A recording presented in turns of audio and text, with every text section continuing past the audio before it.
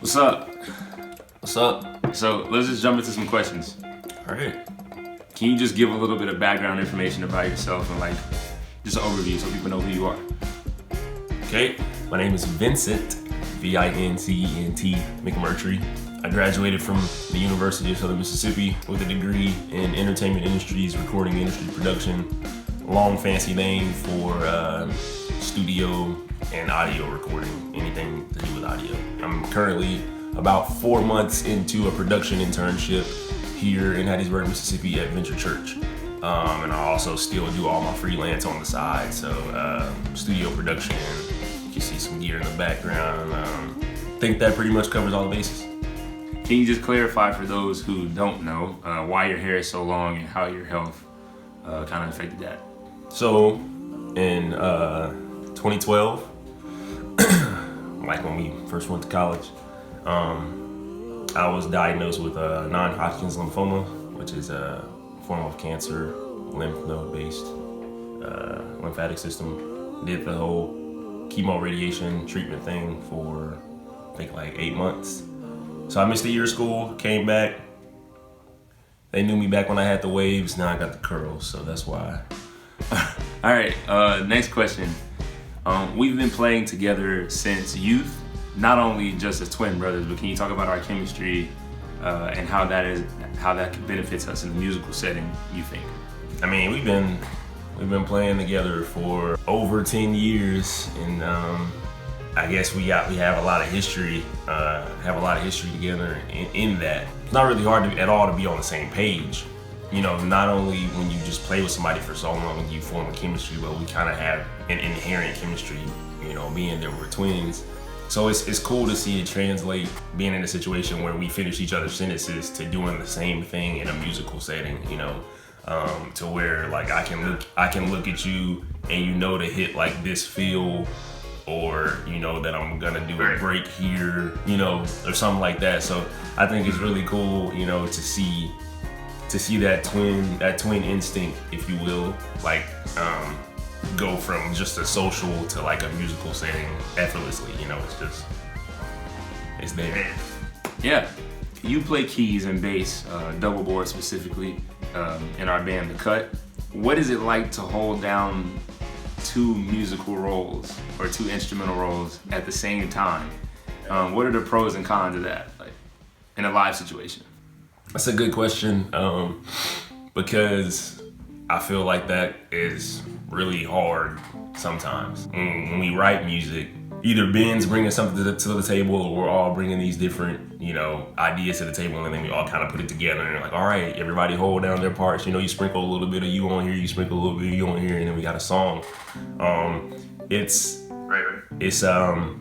kind of a blessing and a curse, because I kind of have to be split brain the whole time. One side of my brain has to think, one side of my brain and literally that side of my body has to think like a bassist, and the other side has to think like a keys or an auxiliary synth, or, you know, some other type of player, you know? And so,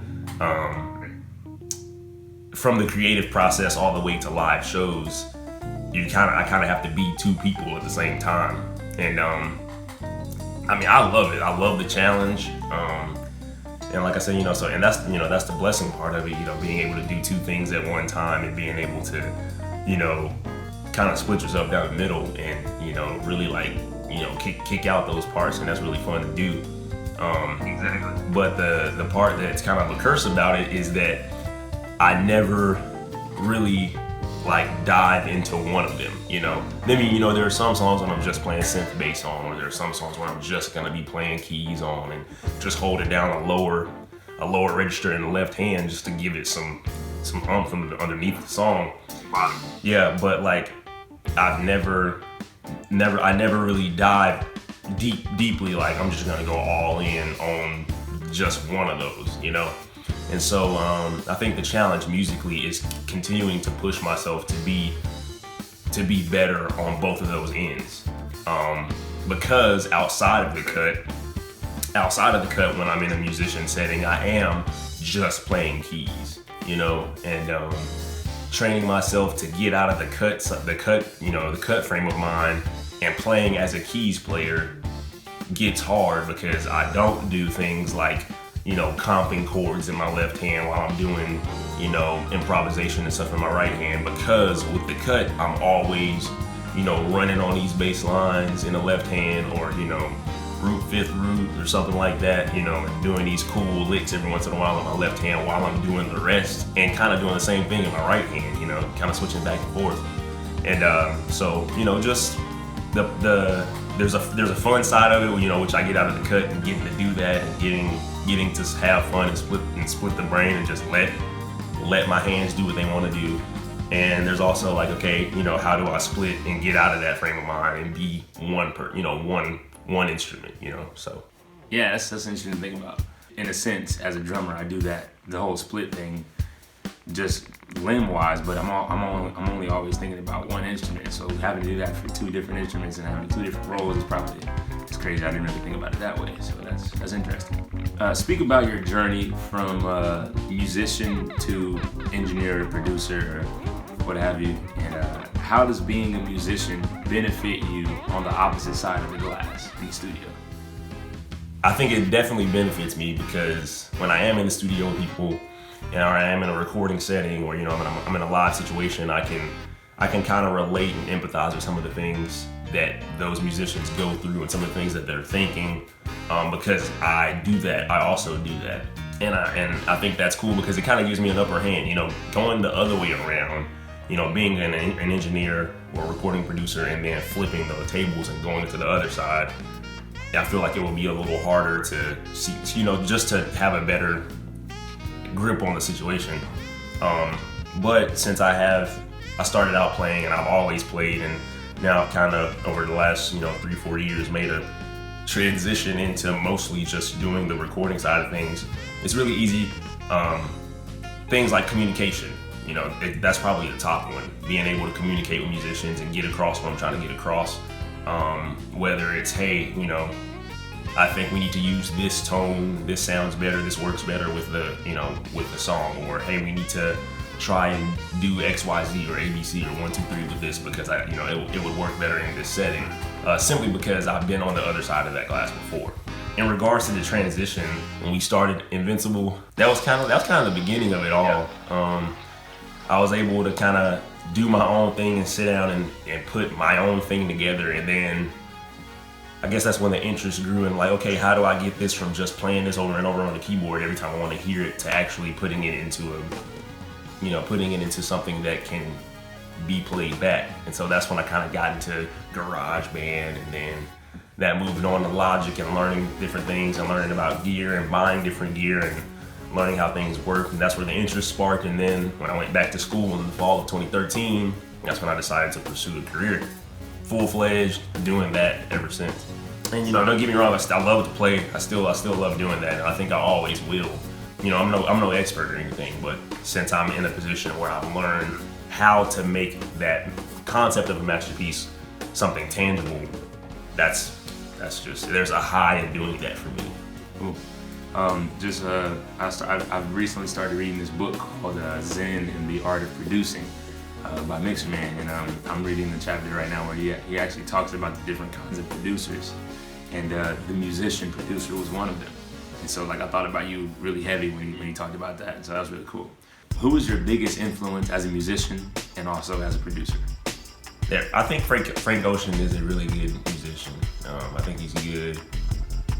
He's good at creating his own sound. I mean, if you're a keys player, I feel like it's kind of sacrilegious to not like Corey Henry. But I mean, I'm never gonna be as good as him. So I mean, I don't even know if I can put him in there. Ben Atkinson, our lead singer and guitar player. I've always looked up to him in his musicianship. And I'm not talking about technical proficiency or anything like that, but the way that Ben can just sit down and write and just pour out whatever's in his head. I've always admired that, and I love that. Love that about him. As far as producers, Dan Auerbach, he's really good. He pushes out some really good stuff. I like his sound. He definitely has a sound. He's just good at what he does. Is that my favorite type of music? No, but what he's able to accomplish is really good. How has the dynamic of our relationship changed since I moved overseas? So obviously we don't get to talk as much. Compared to your first year over there, we've done a better job about being able to making the most of the time that we do get to talk. Last year, your first year over there was a lot of like 2-minute conversations, like here and there, or hey, what's up? You know, okay, now I gotta go. You know, I feel like we've gotten the schedule down a little better, and now that both of us are in positions where we're more settled, we can make the most of the times that we do get to talk to each other. Which is weird because I'm much more busy than I was then, but I think it was because we both had weird schedules. So that's kind of how we've been on the social side, just like emotionally, you know what I mean? Like it's not as easy to answer the question, how's your brother doing? You know, exactly, and those type of things, because you don't get to speak on a regular basis. But there's also things that haven't changed. Sending the stupid text messages back and forth, shooting the hottest album across the world so you can keep up on the fresh music and stuff like that. Stuff like that. Sharing music, sharing laughs, cutting up, stuff like that. I think on the flip side, for me, it's a little bit of the opposite. Like for me, it's accepting that nobody will ask me that question. I think the biggest thing that for me is like dynamically in our relationship that's changed since me coming over here is like people don't see me as a twin because they don't know I have a twin. People, I don't get confused anymore. People don't call me Vincent anymore. Well, they do because my name is not like Vincent is much more popular than Vincent. I don't get the question, how's your brother? Are you a twin? Like I don't get that because why would they ask me that? It's just one of me. So I think that's the biggest thing I've had to adjust to. I mean, I appreciate it because we can both be individuals, but also it's almost weird not being associated as like a pair anymore.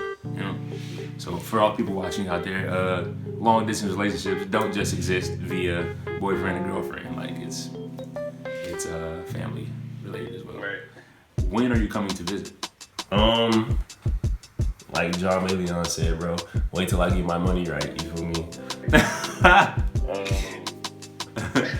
Like the dude on the Instagram video, bro. It's none of my business. It's none of my business. Right. It's none of my business. I would love to get over there sometime soon. Cause it's it's October here. It's already mid-October over here, and it's still 80 degrees. It's October here too. And it's still like 80 degrees every other day. So I'm trying to get some cold in. So, hopefully sometime soon we can work it out. But I can't leak. I'm not gonna leak any dates. So. All right, cool. Well, we'll wait patiently, bro. Yeah, that really wraps it up, bro. I just wanted to, just like I said, just get together and talk a little bit and show the people, a little bit about us. But yeah, I appreciate your time, and we'll talk again soon. All right, appreciate the opportunity. Yeah, bro.